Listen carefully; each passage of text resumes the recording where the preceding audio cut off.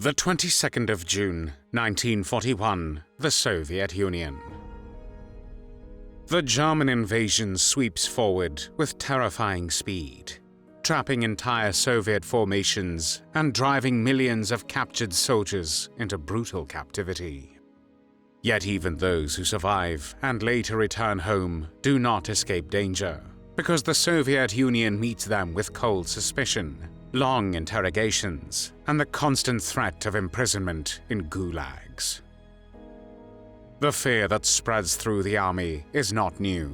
It grows from earlier years when arrests and executions shaped the lives of thousands long before the war begins.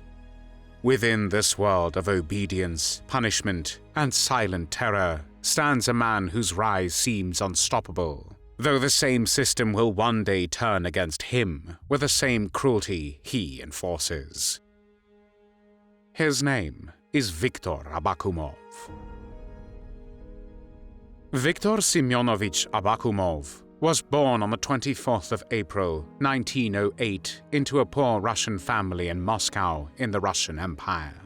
Viktor's father, Semyon Abakumov, worked as an unskilled laborer, and his mother was a nurse. The young boy grew up in a world marked by poverty and political upheaval, and at 14 he joined the Red Army during the final phase of the Russian Civil War. He served in the 2nd Special Task Brigade until the end of 1923, learning early that survival in the Soviet state depended on discipline, obedience, and the ability to adapt to danger. After demobilization, he joined the Komsomol, the communist youth organization, and worked as a temporary laborer in various jobs. Nothing in his early years suggested the power he would later hold, but he was ambitious, cold-minded, and loyal to authority, qualities that became invaluable to him. Viktor Abakumov became a member of the Communist Party, and in 1932, the party recommended him for service in the OGPU, the Joint State Political Directorate, the Soviet secret police. He entered its economic department, which dealt with industrial sabotage and food supply problems. His behavior soon caused concern because his superiors found him unreliable, among other things because of his high interest in women, and after a short while he was transferred into another department, which dealt with the administration of the system of Soviet concentration and labor camps, the infamous gulags. In the world of the Soviet intelligence and security organizations, this was a clear demotion that reflected doubts of Abakumov's superiors. Yet the move shaped him, and in the vast system of the Soviet forced labor camps, he learned how prisoners were interrogated, how fear functioned as a tool, and how the security organs controlled every detail of life in the Soviet Union. By the mid-1930s, he had returned to more central duties within another Soviet secret service, the nkvd, the People's Commissariat for Internal Affairs, after the OGPU was merged with it in 1934, and soon became involved in political investigations. The Great Purge of 1937 to 1938 transformed his career. During this time, in the Soviet Union, hundreds of thousands of people were arrested as supposed spies, saboteurs, and traitors, and executed. Abakumov survived the purge because he proved himself to be a loyal servant and instrument of repression. He took part in interrogations that relied on beatings and deprivation. Suspects were forced to sign confessions after nights without sleep.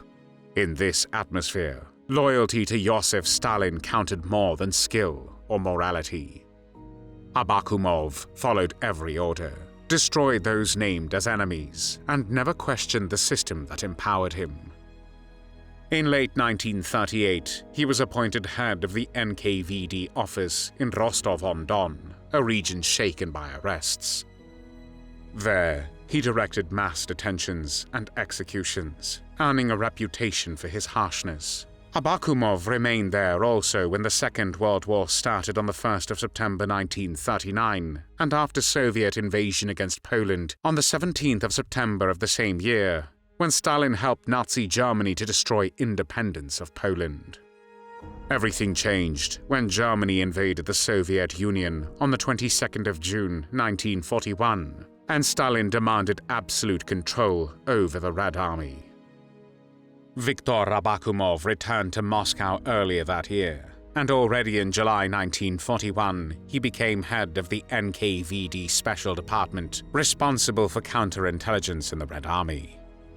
Officers accused of cowardice, treason, or simply poor judgment faced immediate arrest, and many were executed after rapid investigations. Thousands of soldiers were interrogated for retreating or just losing equipment on the battlefield. Abakumov enforced Stalin's will during these darkest months of the war, when the front collapsed and fear spread through every command post. His signature appeared on orders that condemned countless officers to their deaths. But the situation on the fronts changed, and on the 14th of April 1943, Stalin officially created a new counterintelligence directorate inside the Red Army called Smersh, a portmanteau of the Russian language phrase Smersh spionam, meaning death to spies. Abakumov became its head. Smersh supervised frontline interrogations, checked returning soldiers for disloyalty, and hunted spies, saboteurs, and deserters, real and imagined. Millions of Soviet prisoners of war who returned from German captivity were treated with suspicion, and large numbers of them were arrested or sent directly to the Gulag. Abakumov's power reached into every unit of the wartime army, and he reported directly to Stalin. The wartime climate allowed him to work with almost no oversight, and he used this position to intimidate Soviet generals, terrify party officials, and eliminate those who showed hesitation. There was also another side to his activities. During the war, he also used his authority for personal gain. He took over a luxurious apartment in Moscow after arresting its former resident, a well-known singer. He arranged apartments for his mistresses and filled his rooms with plundered goods taken from Berlin and other conquered German cities. Soviet officers and soldiers returning from Germany saw train wagons filled with furniture, artwork, clothing, carpets, and fine objects shipped home under the protection of the security services. For Abakumov, enrichment was inseparable from power. In 1946, Stalin appointed him Minister of State Security, although the ministry remained formally subordinate to Chief of Secret Police Lavrenti Beria, and later to the Council of Ministers. Abakumov kept direct access to Stalin. His position made him one of the most feared men in the country, and even Beria was allegedly scared to death of Abakumov. During this time, Abakumov oversaw the investigation that became known as the Leningrad Affair, a political purge aimed at removing a number of prominent Leningrad-based authority figures who had gained prestige during the war and legendary defense of the city. Party leaders such as Nikolai Voznesensky and Alexei Kuznetsov were arrested, tortured, and forced into confessions and executed. Respected intellectuals, scientists, writers, and educators, many of whom were pillars of the city's community, were exiled or imprisoned in the Gulag prison camps. About 2,000 of Leningrad's public figures, together with their relatives, were punished. Abakumov supervised each step, ensuring that Stalin's instructions were carried out completely. His role extended also into Stalin's post-war anti-Jewish campaign. The state shifted suspicion towards Jewish intellectuals, scientists, and officials, accusing them of Zionism or loyalty to foreign governments.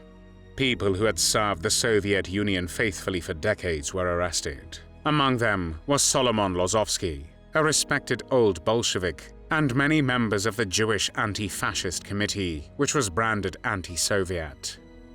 Interrogations included shouting, humiliation, and beatings. When the eminent scientist Lina Stern was arrested and brought before Abakumov, he shouted at her, accusing her of being a Zionist and of plotting to turn the Crimea into a separate Jewish state. When she denied the accusation, he shouted at her, to which Stern coldly replied, "So that's the way a minister talks to an academician." Maybe because of her courage, Stan was the only survivor out of 15 who had been arrested and convicted to death when the Jewish Anti-Fascist Committee was eradicated in January 1949. Her death sentence was changed to a prison term by Joseph Stalin, followed by a 5-year exile in Kazakhstan. But soon, Abakumov found himself on the other side of the prison cell during the so-called Doctor's Plot. On the 2nd of March 1951, an elderly Jewish doctor, Yakov Gilyarevich Ettinger, died in custody after being subjected to long and brutal interrogations done by young officer Mikhail Ryumin. Ryumin claimed that Ettinger had confessed before his death to murdering the former leader of the Moscow Communist Party, Alexander Sherbakov. Abakumov dismissed these accusations as nonsense. But Ryumin, fearing punishment for mishandling the interrogation, wrote directly to Stalin, claiming that Abakumov was covering up a conspiracy. Stalin accepted Ryumin's version, and on the 11th of July 1951, Abakumov was dismissed from his post, and on the next day, he was arrested and placed in solitary confinement. He was interrogated by Ryumin, who now used against him the same methods that Abakumov had used against others. The cell was kept cold, food was poor, and interrogations lasted for long hours. Former subordinates were encouraged to accuse him of belonging to a Zionist conspiracy or protecting enemies of the state. The Doctor's Plot expanded, and Jewish officials linked to Abakumov were arrested as well. Stalin's death in March 1953 helped stop the investigation against the Jewish doctors, but did not save Abakumov. The new Soviet leadership needed to distance itself from the crimes of Stalin's last years, making Abakumov a convenient symbol of those abuses. He was accused of fabricating the Leningrad Affair, arresting innocent people, and abusing his authority. Confessions were extracted from others to strengthen the case against him. In December 1954, Abakumov was put on trial, during which he was described as a criminal, falsifying criminal cases, an adventurer, ready to commit any crimes for the sake of his career and enemy goals, a bourgeois degenerate. Abakumov insisted that he had only followed Stalin's orders, but such a defense was no longer accepted. He and 3 other officers were sentenced to death. Viktor Abakumov, the man who had sent so many to their deaths, was shot on the 19th of December, 1954. He was 46 years old. Thanks for watching the World History Channel. Be sure to like and subscribe, and click the bell notification icon so you don't miss our next episodes. We thank you, and we'll see you next time on the channel.